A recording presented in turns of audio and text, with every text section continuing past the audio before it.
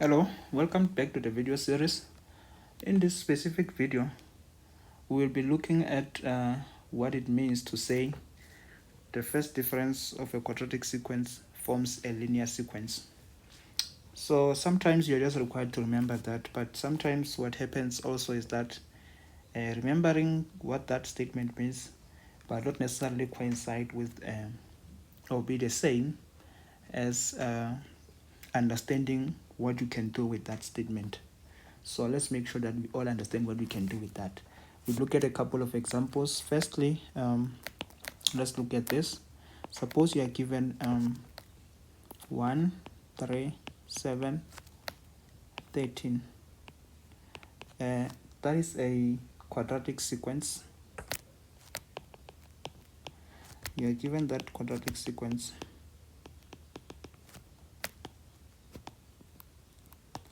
Excuse my handwriting, but that's a quadratic sequence, as you can hear me.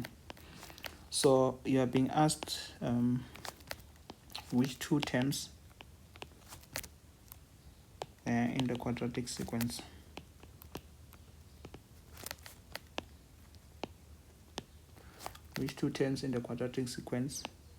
will have a difference of 62. Secondly, suppose you're being asked this question, which is determine the sum of the first 23 first differences.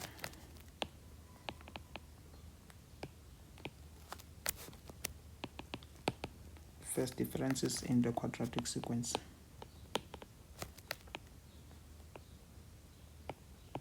Okay, those are the two questions. You are given a quadratic sequence. First thing is to determine which two terms in the quadratic sequence will have a first difference, or a difference rather, of 62. And then secondly, you are being asked to calculate the sum of the first differences in the quadratic sequence. So let's look at how we can solve the question. Solutions.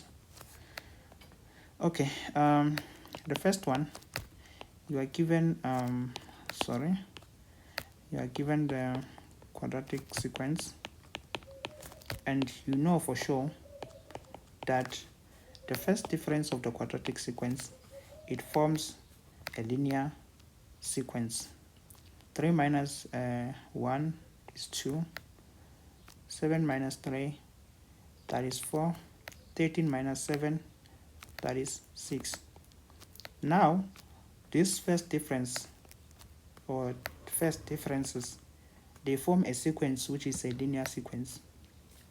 And then you remember, with a linear sequence or an arithmetic sequence, the moment you start subtracting the two terms, or every two consecutive terms, you got a constant or a common difference. So basically, what is happening here, when you are deriving an arithmetic sequence, you derive it from a quadratic sequence. That is exactly what is happening. So this is a common difference, which is basically the second difference. And for a quadratic sequence, this is the second difference. But if you look at it from this point to here, this is actually just the first difference. If you look at it from the point of view of starting only with this first difference of a quadratic sequence, which is actually a what you call arithmetic sequence, arithmetic/linear sequence. So it just depends on how you interpret it. So don't let the English confuse you. Now when they're asking you which two terms in the quadratic sequence will have a difference of 62, what they are talking about actually, because they are talking about the sequence referencing which sequence? This first sequence, which is a quadratic sequence. Okay, they're asking you which two terms of that would give you a difference of 62. Whenever you have terms in a quadratic sequence, when you subtract those two terms of that very same sequence, suppose this quadratic sequence, it continues all the way until you get certain terms somewhere there. Let's say tx followed by ty. When you're going to subtract them together, you're going to get a certain value which is given to us as 62. This value that we are going to get, it's actually a value on this sequence, the linear or arithmetic sequence. So all they're asking us is what are the positions of this tx and ty. So how do we solve the equation, or the question rather? We look at the fact that the position of 62, which is a term on the arithmetic sequence, is the same as the position of tx. How we reached that conclusion was by looking at the two sequences from the beginning and realizing that this term 1 of the quadratic sequence, its position is the same as the position of the term 1 of the arithmetic sequence. Similarly, this position of the term 2 of the quadratic sequence is the same as the position of the term 2 of the arithmetic sequence. Same applies here. So we're still here, the position of tx is the same as position of 62. So we just need to know what the position of 62 is, and we'll definitely be able to know what is the position of tx. After we know the position of tx, we can just add 1 to it to get the position of ty. So let's just try to find the position of 62, and then we can have those both position of tx and ty, then we're good to go. Because other than that, the information that we're given, it doesn't help us that much in terms of us trying to find the position of tx and ty here. So we'd rather go this way of finding the position of 62 first, and then we get the position of tx, then ultimately we have the position of ty. With 62, if we just look at this problem from here, we just look at it from here, we see that what I have actually boxed, it's a simple problem of a arithmetic or linear sequence. So we just need to deal with that, since we are used to dealing with that, and then we'll be able to know what the position of 62 is. So for us to do that, what we need to do, we need to get the general equation like we usually did, or we did this even when we were starting at the beginning. Remember, the general equation of an arithmetic sequence is given by this, where a is the first term of the arithmetic sequence is 2, and then we simplify like that. The second, the variable d is 2 again. There you have your 2, because that's the constant difference or the common difference.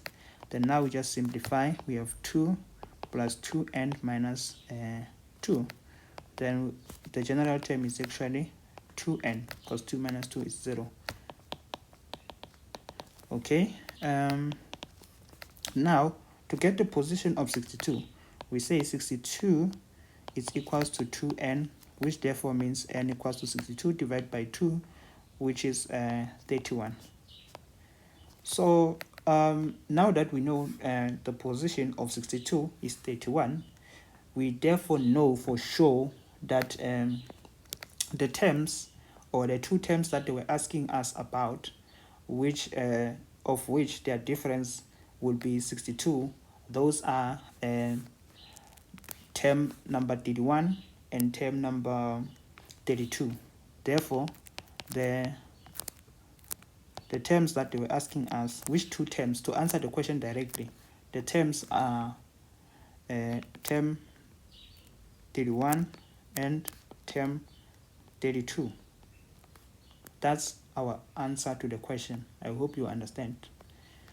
Secondly, or the second question that they're asking us is to determine the sum of the first 23 terms, or the first 23 first differences first differences. By that, they are actually directing us that they are talking about the linear or arithmetic sequence, because all these terms in the arithmetic sequence or the linear sequence, they are the first differences of the quadratic sequence.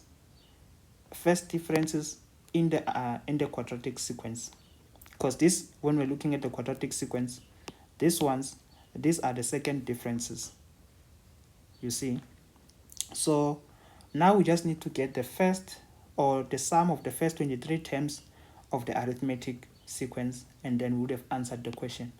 So sum of the first terms of an arithmetic sequence, we get it by using the formula n over 2 plus 2a plus n minus 1 d.